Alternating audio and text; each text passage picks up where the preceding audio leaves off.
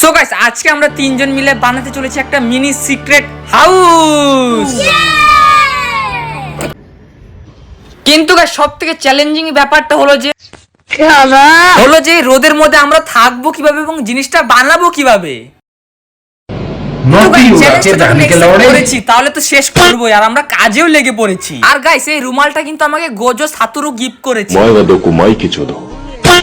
তো চলো গাইস এই ব্যাপারটাকে তোমরা বাদ দাও। তো চলো এবার টেন্টটাকে আমরা বানানোর কাজ শুরু করে দিই। বেশি এক্সাইটমেন্ট থাকলে যা হয়, আস্তে করে মারলাম আর চলে গেল বিল্ডিং এর ওই পারে। তো এটাকে আমি পরে নিয়ে আসবো। তো চলো টেন্টটার বানানোর কাজ শুরু করা যাক। কিন্তু গাইস এই টেন্টটাকে আমি বানাবো কিভাবে, এটা তো আমার দ্বারা সম্ভব নয়। তো আমার ভাই ব্রাদার্সদের আমি ডেকে নেব। আর এরা তো ভাই একদম লেবারের মতন কাজ করছে। আজ কামায়েঙ্গা তো কাল बैठकर খায়েঙ্গা।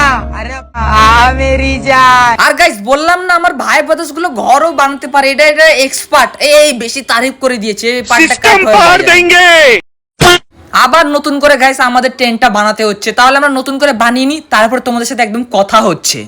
সো গাইস আমাদের ঘর তো একদম রেডি হয়ে গেছে। তো এই ঘরে আশা করি আমাদের আর কেউ খুঁজে পাবে। কিন্তু গাইস মেন সমস্যা হলোটাই আমাদের এই ঘরটার মধ্যে এত যে 200 रुपए दे और 50 रुपए काट ओवर एक्टिंग के वजह। একই গাইস হদল তো গরমের জন্য ভিতর থেকে একদম বাইরে চলে গেল। কিন্তু না গাইস হদল তো হাতে করে ঠান্ডা জলের বোতল নিয়ে এসেছে।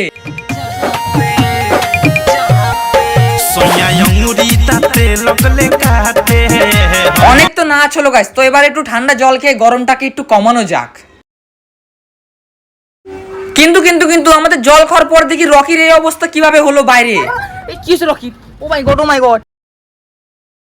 এই জল দে একটু জল দে, গায়ে জল দে। মনে হয় মাথাটা ঘুরে পড়ে গেছে।